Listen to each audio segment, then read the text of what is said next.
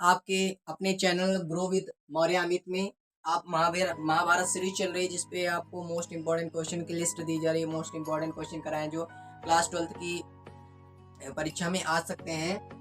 उसमें से कल मैंने विद्युत धारा का लगभग पूरा टॉपिक खत्म करा दिया था। एक चीज बच गई थी, विभव मापी का सिद्धांत कार्यविधि लिखो। ये काफी बार पूछा जा चुका है, 14, 15, 16, 18 में ये क्वेश्चन पूछा जा चुका है, इसलिए काफी ज्यादा इंपॉर्टेंट क्वेश्चन था। इसलिए मैंने इसको आज केवल ये है, इसको मैं अभी कवर कर देता हूँ। आज आपको ये पूरा एक साथ मिले। तो ये होता क्या है इसको, तो देखो इसको सबसे पहले जानते हैं है क्या। तो ये देखो एक डिवाइस है, एक उपकरण है। इसमें क्या होता है, किसी सेल का आप विद्युत वाहक बल नाप सकते हो, या किन्हीं दो अगर परिपथ है, किसी विद्युत परिपथ के दो बिंदु, अगर ये कोई विद्युत परिपथ है उसके दो बिंदु हैं, उसके दो बिंदुओं के बीच में विद्युत विभवांतर को आप कैसे फाइंड आउट कर सकते हो, कैसे हम निकाल सकते हो, ठीक है। तो वो हम निकाल सकते हैं। हम लिखेंगे यह है किसी सेल के विद्युत वाहक बल अथवा किसी वैद्युत परिपथ के दो बिंदुओं के बीच वैद्युत विभवांतर ज्ञात करने का उपकरण।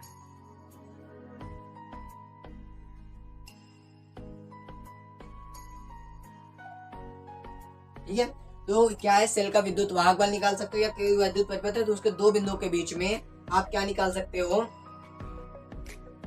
वैद्युत विभवांतर। तो ये विभवमापी है। आखिर विभवमापी का सिद्धांत क्या होता है, यानी विभवमापी में हमें प्रूफ क्या करना है।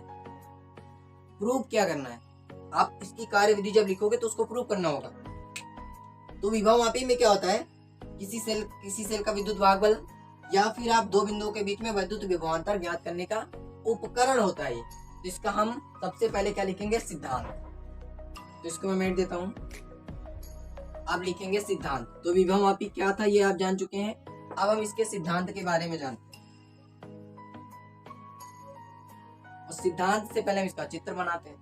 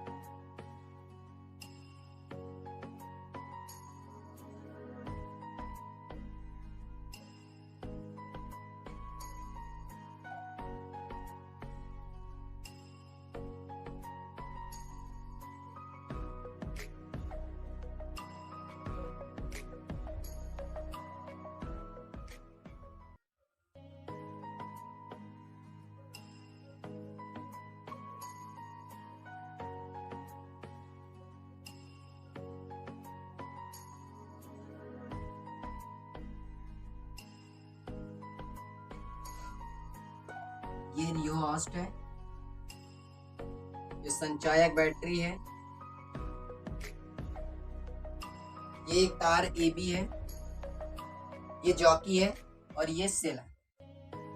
ये सेल है, संचायक बैटरी है, ये कुंजी की है, ये धारा नियंत्रक है, ये तार AB है, ये क्या है, विद्युत वाहक सेल है जिसपे विद्युत वाहक बल है, और ये क्या है, जॉकी। अब हमें क्या करना है, फाइंड आउट करना है। दो चीजें फाइंड आउट करनी है, या तो दो बिंदुओं के बीच में आप वैद्युत विभवांतर या विद्युत वाहक बल निकालने के काम आता है।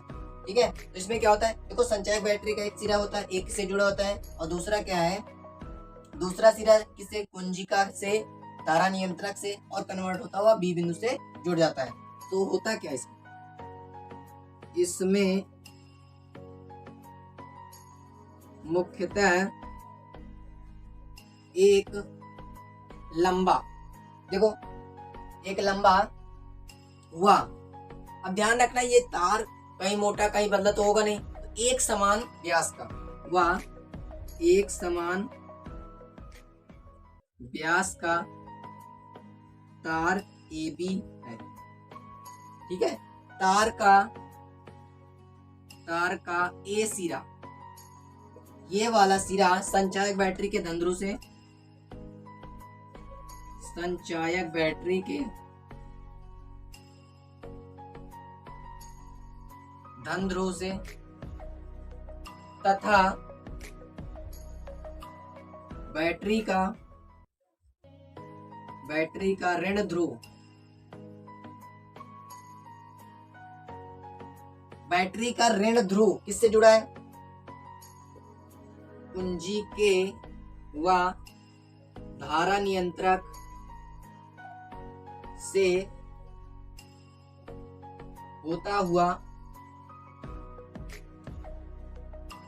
तार के दूसरे सिरे से जुड़ा होता है। तो इसमें होता क्या है, एक मुख्यतः एक लंबा तार है AB, इस एक समान व्यास का क्यों? क्योंकि कहीं पे पतला मोटा तो हम कर नहीं सकते, नहीं तो फिर वो चेंज हो जाएगा। उस पे जो बहने वाली धारा है, ये देखो इसमें जो धारा नियंत्रक लगा है, यहाँ लिख देंगे हम, धारा नियंत्रक से तार AB में धारा को कम या ज्यादा किया जा सकता है।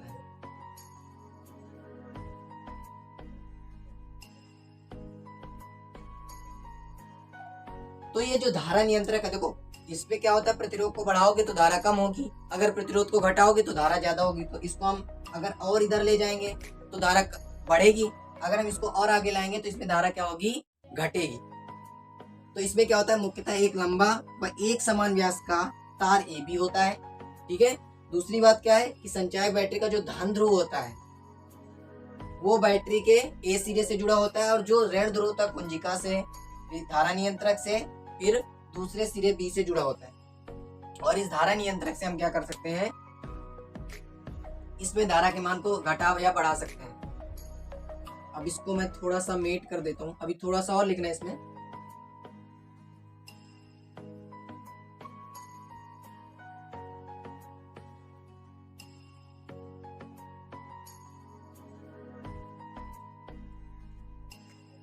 जब एक समान परिच्छेद के तार में एक समान धारा बहती है, देखो क्या होता है कि जब ये एक समान परिच्छेद का तार है, इसमें क्या है, धारा बहती है, तब क्या होता है, तब तार के किसी भाग, उस किसी भी पॉइंट पे आप लिख सकते हो, मान लो इस पॉइंट को लिया, इस पॉइंट को लिया, इस पॉइंट, किसी भी पॉइंट पे, तब तार के किसी भाग के सिरों के बीच विभवांतर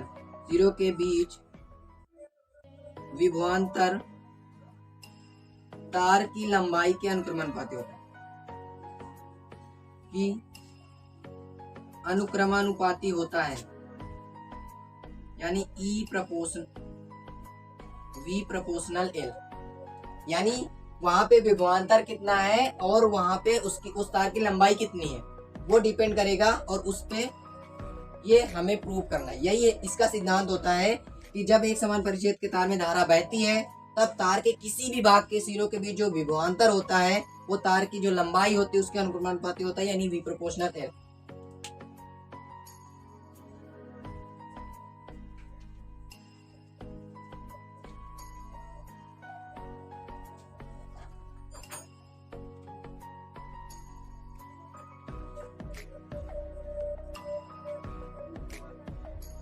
कार्यविधि,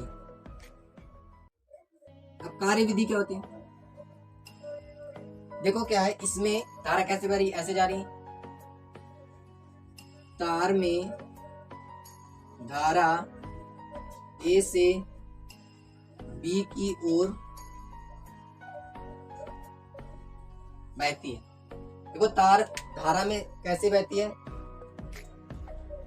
तो अगर धारा इधर से इधर की ओर बह रही है तो ए से बी की ओर जाने पर क्या विभव का मान क्या होगा, घटेगा। तो तार में ए से बी की ओर जाने पर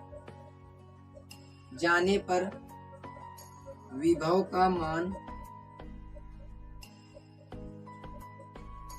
घटेगा। देखो इसमें बहुत सारा लिखना होता है, हमें टेस्टिंग करनी होती है, इसलिए मैं अब उसको बता देता हूं, बाकी आप लिख लेना। कैसे कि यहाँ पे एक सेल है, सेल पे हमने क्या किया, जॉकी को लगा के रखा है। तो हमने पहले क्या किया, जॉकी को एक पॉइंट J1 पे, इस तार पे हम जॉकी को खिसका सकते हैं। तो हमने सबसे पहले जॉकी को कहाँ पे टच किया, J1 पे। तो J1 पे जब हमने टच किया तो ये लंबाई क्या हो गई, कम है, ठीक है। तो लंबाई थोड़ी कम थी, लंबाई कम होने की वजह से जो विभव था ये इसकी वजह से कम हो गया, जिसकी वजह से ये क्या हो गया, ये कम हो गया, ये बड़ा हो गया। तो ये क्या इधर की ओर झुक गई, इधर की ओर झुक गई, एक समान इधर की ओर झुक गई। सेकंड कंडीशन में हमने क्या किया, जॉकी को हमने पॉइंट J2 पे ले गए। अगर हमने पॉइंट J2 पे ले गए तो वहां पे क्या होगा, लंबाई बढ़ गई, तो विभव क्या होगा, V जो होगा, यहाँ पे जो लंबाई क्या थी, थोड़ी सी बड़ी हो गई।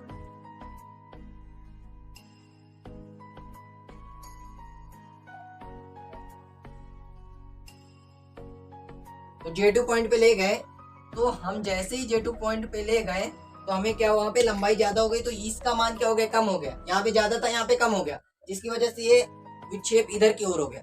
अब हम क्या करेंगे, इन J1 और J2 के पॉइंट के बीच में एक ऐसा पॉइंट जरूर होगा जहां पे जो सुई होगी उस पर कोई भी विक्षेप नहीं होगा। जब J1 और J2 पॉइंट को हम ऐसे ढूंढ लेते हैं कि उनके बीच में ऐसा विक्षेप हो रहा है, ऐसा विक्षेप हो रहा है, तो उनके बीच के पॉइंट में एक ऐसा पॉइंट अवश्य होगा जहां पे कोई भी विक्षेप नहीं हो रहा होगा, उस पॉइंट को हम ढूंढेंगे। फिर हम वहां पे लिखेंगे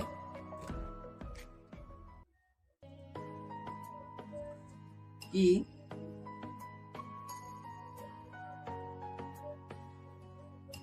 पहले इसी में एक आता है विभव प्रवणता, क्या होती है, तो तार की प्रति एकांक लंबाई में, प्रति एकांक लंबाई में विभव पतन को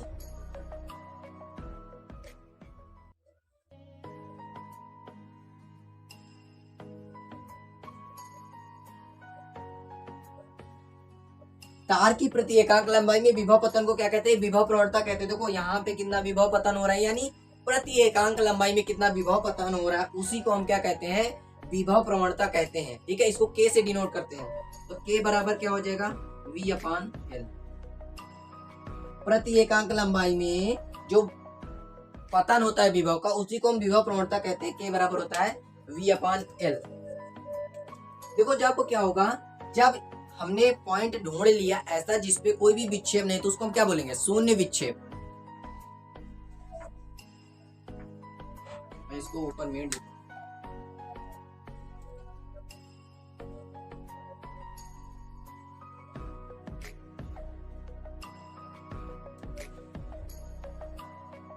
शून्य विक्षेप की स्थिति में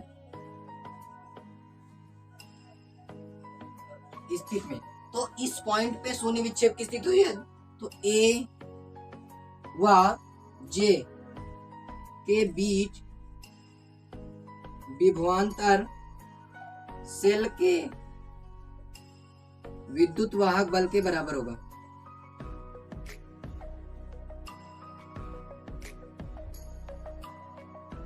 भाई शून्य विक्षेप हुआ, कोई विक्षेप ही नहीं हुआ, तो जितना इस पे विभव होगा उतना ही बैटरी पे विभव होगा। तो शून्य विक्षेप की स्थिति में A और J के बीच जो विभवांतर होगा वो सेल के विभवांतर सेल के विद्युत वाहक बल के बराबर होगा। उस पे जितना भी विभवांतर आ रहा होगा वो सेल के विद्युत वाहक बल के बराबर होगा, क्योंकि यहाँ पे कोई भी विक्षेप नहीं शो कर रहा है।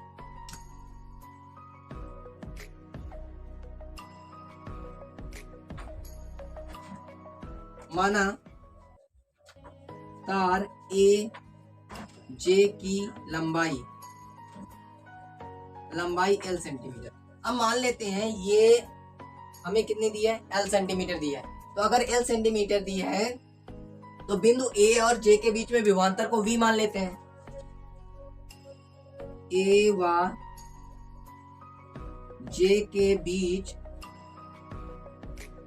विभवांतर क्या होगा, ए व जे के बीच विभवांतर क्या हो, v हो।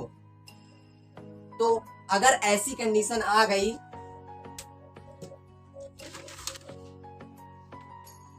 तो v बराबर क्या हो जाएगा, k।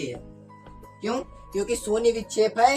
तो अगर शून्य विक्षेप हुआ तो हमें पता है विभव प्रवणता क्या होती है, k बराबर v अपान l। तो हमें क्या निकालना है, हमें विभवांतर v है। तो अगर विभवांतर v है तो विभव प्रवणता k, कितना विभव पतन हुआ और साथ में लंबाई, तो विभव पतन इंटू लंबाई, तो v बराबर क्या आ गया, k। अब हमने यहाँ लिखेंगे शून्य विक्षेप की स्थिति में, शून्य विक्षेप की स्थिति में v बराबर e बराबर के एल। क्योंकि शून्य विक्षेप की स्थिति में सेल का विद्युत वाहक बल और विभवांतर दोनों समान होते हैं। तो v बराबर e बराबर के एल। तो यहाँ से हम देख सकते हैं v प्रोपोर्शनल एल। हमें क्या प्रूव करना था, यही कार्य सिद्धांत क्या होता है कि किसी जॉकी जो तार होता है उसके दो बिंदुओं के बीच में जो विभवांतर होता है वो उस लंबाई के डायरेक्टली क्या होता है, प्रोपोर्शनल होता है। तो वो ऐसे आता है। मैंने बीच में ये नहीं लिखा था कि पहले हम जॉकी को टेस्ट कैसे, पहले J1 पे टच करेंगे, फिर J2 पे टच करेंगे। लेंथ कम होने की वजह से वो इधर की आ जाएगा, लेंथ ज्यादा होने की वजह से उसका विक्षेप उधर हो जाएगा। उनके बीच में एक ऐसा पॉइंट होगा जहाँ पे कोई भी विक्षेप नहीं होगा, उसी को हम शून्य विक्षेप की स्थिति कहते हैं। जिसकी वजह से हम लंबाई फिर हम इस पॉइंट की लंबाई अगर l सेंटीमीटर हो तो a और j के बीच में कोई ना कोई विभवांतर होगा। तो वो क्या होगा, v बराबर के एल। और शून्य विक्षेप की स्थिति में क्या होता है, सेल का विद्युत वाहक बल और उस लंबाई का विद्युत वाहक जो विभवांतर होता है सेम होते हैं। तो v बराबर e बराबर के एल। तो v प्रोपोर्शनल यहाँ से क्या हो गया, l। ये हमें प्रूव करना था। तो यहाँ पे लिख देंगे यही विभव मापी का सिद्धांत है। तो आज से आपका थर्ड चैप्टर विद्युत धारा भी के जो मोस्ट इंपॉर्टेंट क्वेश्चन थे वो पूरी तरह से खत्म हो चुके हैं। तो आप लोगों को क्या करना है, आपको मॉडल पेपर देते रहना। आप मॉडल पेपर उठाइए या फिर आप अनसाल पेपर उठाइए, पास्ट ईयर के क्वेश्चन उसको आप 3 घंटे में करने की कोशिश कीजिए। क्योंकि अगर आप उसको 3 घंटे में अटेम्प्ट कर पा रहे हैं तो आपका जो टाइम मैनेजमेंट है वो सही हो जाएगा। और हो सकता है वो जिस पेपर को आप दे रहे हो वहां से कोई क्वेश्चन भी आ जाए। आपका पूरा जो फिजिक्स है, आपको मैथ हो या फिर जो भी साइंस, केमिस्ट्री, हिंदी, इंग्लिश कुछ भी हो, तो वो आपके पूरे माइंड में, पूरी फिजिक्स, पूरी केमिस्ट्री, पूरे माइंड, हर जगह से क्वेश्चन होगा। जब आप उस चीज को अटेम्प्ट करोगे तो आपके माइंड में एक इमेज बनेगी पूरे फिजिक्स की या पूरे केमिस्ट्री की, पूरे बायोलॉजी हो या मैथ हो। तो वहां से जब सब क्वेश्चन को आप अटेम्प्ट करोगे तो हर टॉपिक से रिलेटेड आपके पास या तो प्रॉब्लम आएगी या आप कर ले जाओगे, तो उस प्रॉब्लम को आप सॉल्व कर पाओगे। इसलिए आपको मॉडल पेपर अटेम्प्ट करते रहेगा। अगर आपको वीडियो अच्छे लग रहे हैं तो चैनल को सब्सक्राइब कर लो और ये वीडियो उन बच्चों तक पहुंचा दो जो क्लास 12th के एग्जाम देने वाले हैं। Thank you and good night.